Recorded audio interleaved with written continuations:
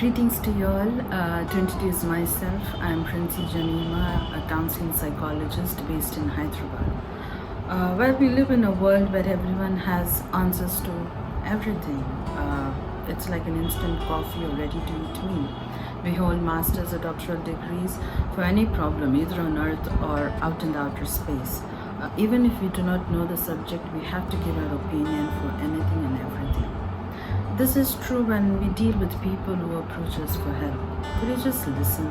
When I ask you to listen to me and you start giving me advice, you have not done what I asked for.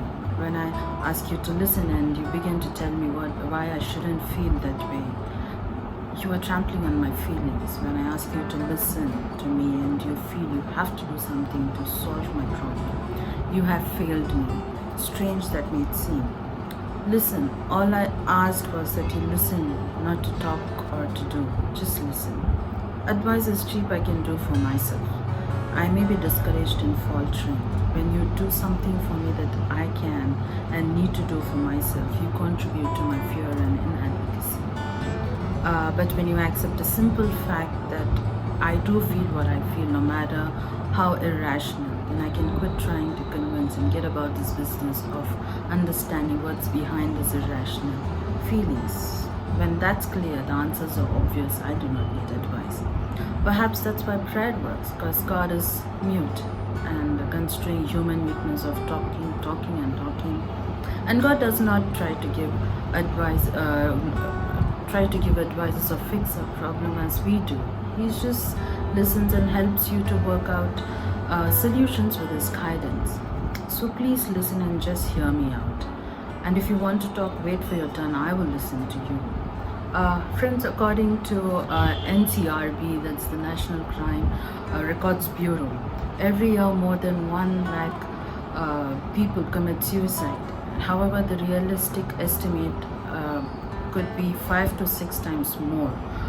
It means every 5 minutes, one person feels trapped, lonely, angry, and unimportant. And to choose to end this pain,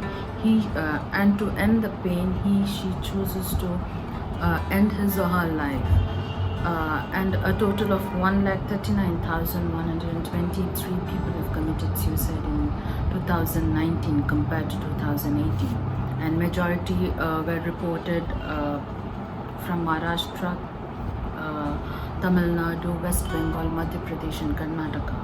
According to The Hindu, the newspaper, issued on 10th September, it states that there were 5,000 distress calls received post-lockdown, out of which around 20% callers had suicidal thoughts and 5% had already made up to commit suicide. The age group and persons of 30 years and below are the most vulnerable groups resorting to suicide. And these numbers reveal that suicide is a significant issue in the world, prompting September to be the Suicide Prevention Awareness Month and September 10th to be Suicide Prevention Day, which is set aside to reach out to those affected by suicide, raise awareness, and contact individuals to treatment services. The majority of individuals who attempt suicide have significant mental health disorder like depression. Suicide attempts are often impulsive.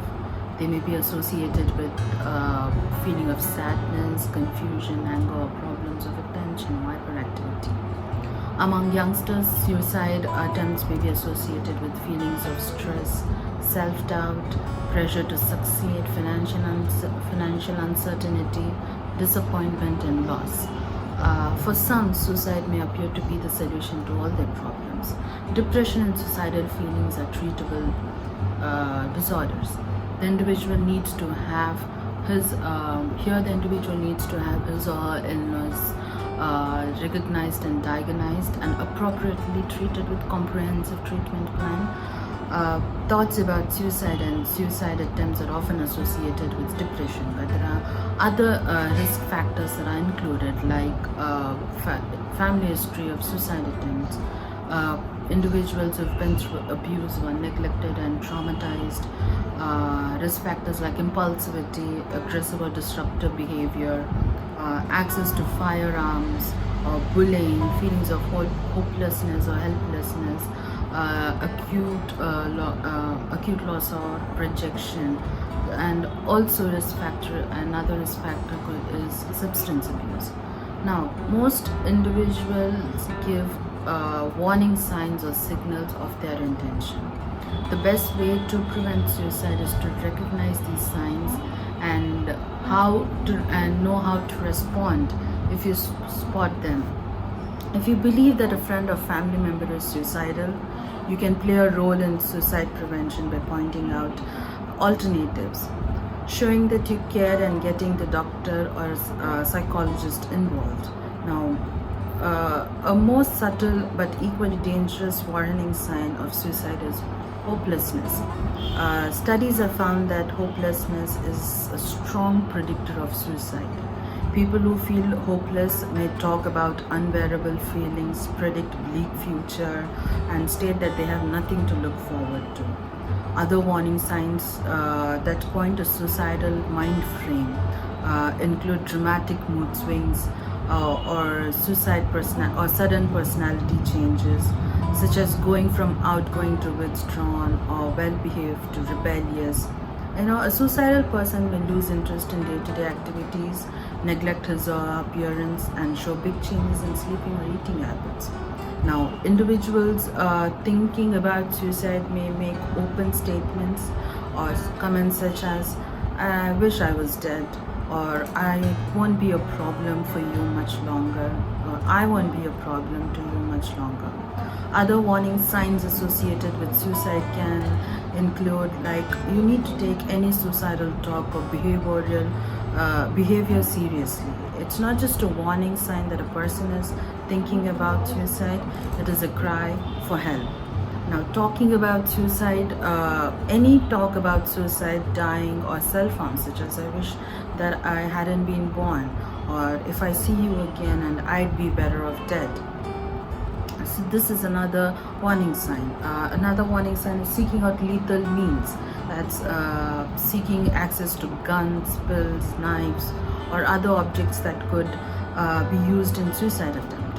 Another warning sign is preoccupation with death. That's unusual focus on death, dying, or violence, writing poems or stories about death. Then next warning sign could be no hope for the future. Like I said previously, feelings of helplessness or hopelessness and being trapped, belief that things will never get better or change. Then the next warning sign is self-loathing or self-hatred. Feelings of worthlessness, guilt, shame, feeling like they are a burden. Making out a will, giving away prized possessions, making arrangements for family members, unusual or unexpected visits or calls and to family or friends, saying goodbye to people as if they won't be seen again. Another warning sign is withdrawing from friends and family, increasing social isolation, desiring to be left alone, then increased alcohol or drug abuse, reckless driving, unsafe sex, taking unnecessary risks as if they have a death wish. People often feel uncomfortable talking about suicide. However, asking whether he or she is depressed or thinking about suicide can be helpful. Specific examples of such questions could include: are you feeling sad or depressed? Are you thinking about hurting or killing yourself? Have you ever thought about hurting or killing yourself? Now, rather than putting thoughts in an individual's head, these questions can provide assurance that somebody cares and will give them the chance to talk about their problems. Family, friends, teachers, and fellow brothers and sisters should always err on the side of caution and safety. Any person with suicidal thoughts or plans should be evaluated immediately by a trained mental health professional or a counselor. Now, when it comes to suicide, there are many common misconceptions about suicide. Few myths like, firstly, a myth like people who talk about suicide won't really do it. Fact is, almost everyone who attempts suicide has given some clue or warning. Don't ignore even indirect references to death or suicide. Statements like "you'll be sorry when I'm gone," or I can't see any way out," no matter how casually or jokingly said, may indicate serious suicidal feelings. Second myth is anyone who tries to kill himself or herself must be crazy. Most suicidal people are not psychotic or insane. They must be upset or grief-stricken, depressed or despairing. Now, but extreme distress and emotional pain are not necessarily signs of mental illness. Another myth is if a person is determined to kill himself or herself, nothing is going to stop. Fact is, even the most severely depressed person has mixed feelings about death, wavering until the very last moment between wanting to live and wanting to die. Most suicidal people do not want death, they want the pain to stop. The impulse to end it all, however overpowering, does not last forever. Another myth is people who die by suicide are people who were unwilling to seek help. Fact is, studies of suicide victims have shown that more than half had sought medical help in 6 months prior to their deaths. Another myth is talking about suicide may give someone the idea. Fact is, you don't give a suicidal person morbid ideas by talking about suicide. The opposite is true. Bringing up the subject of suicide and discussing it openly is one of the most helpful things you can do. Suspecting or learning a friend or loved one is contemplating suicide can be overwhelming and frightening. However, talking to them about it is the first step in preventing suicide. Some talking tips include: don't wait for them to bring up the topic. Ask direct questions, but in a very sensitive way. Show genuine concern. Be genuine in your asking. Don't be judgmental. Have a non-judgmental attitude when you're talking to an individual. Never act shocked when they might express to you. Don't act shocked. Oh my God. Let them know you understand. It may seem there is no other way out for their pain, but that suicide is never the answer. Treatment does exist, and you will support them in seeking the help that they need. Ask if they thought about how they would carry out a suicide. If they are able to give you a specific plan, do not leave them alone. I repeat, do not leave them alone. And do whatever you can to remove items like firearms, pills or drugs, razor blades, extension cords, anything they could use to seriously hurt or kill themselves. Throughout history, suicide has frequently been understood. Suicide has frequently been misunderstood, and religion has played a significant role in adding to its stigma. Sadly, due to misinformation that typically dates back to biblical teachings, many Christians consider suicide to be an unforgivable sin. But demonizing suicide is outdated and ignores the real cause, that is mental illness.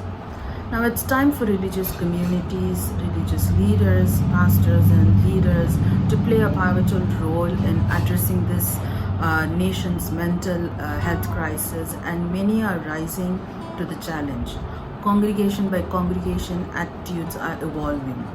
Now, how do we do it? Start a conversation. Tragic events in the Christian community have caused rethinking of suicide. Like for instance, Pastor Rick Warren's son Matthew took his own life in 2013. And Pastor Rick Warren and his wife Kay have become public advocates of mental health care and suicide prevention. And the same year, Frank Page, the former president of Southern Baptist Convention, wrote a book about suicide of his daughter Melissa. So these examples and others have helped people to see that suicide need not be stigmatized. Out of tragedy, a larger conversation has begun. Now, changing attitudes. Because some faith leaders have begun openly discussing the issue of suicide, the stigma is very slowly beginning to break down. But when suicide rocks a community, attitudes can change overnight. This evolution in attitude doesn't happen denomination by denomination. Instead, change happens congregation by congregation, often based on the personal experience and example of church leader. It's crucial that more pastors and congregations gain access to tools that allow them to help people with mental health conditions and those contemplating suicide. Faith communities are mental health providers. For many churches are gatekeepers of mental health world. Pastors are usually the first professionals people turn to when they are suffering any number of concerns, including including mental health. While mental health care remains inaccessible due to various reasons like transportation, like economic or stigma-related issues, churches are accessible to all, making them the front door to treatment for millions. Listen and be understanding. Find out the person's location. Call the police if you think the person will try suicide. Go to the person and take someone along as a support or a witness. Even if you think it's an empty threat, recognize that the person needs your attention. Ask why the person feels like suicide. Help the person talk through. Try to restore meaning to person's life. Get the person's promise that he or she will not hurt himself or herself. If the person won't make that promise, call the police. Now recognize your limits. For the most part, I think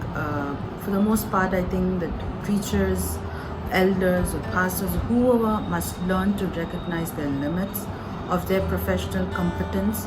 I recommend that churches create relationship with good mental health professionals to refer to. Okay, mental health clinics remain underutilized due to stigma. Churches, however, are everywhere and could provide support for millions at little to no cost.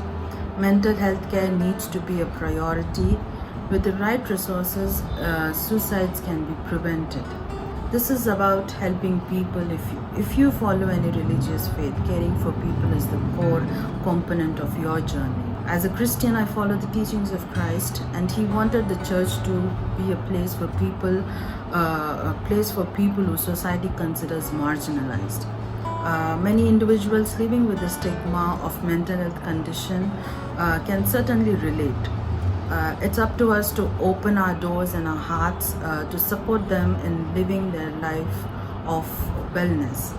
If you know someone who committed suicide and you carry the guilt of not intervening or not being able to intervene, understand that God can work through this tragedy to make sure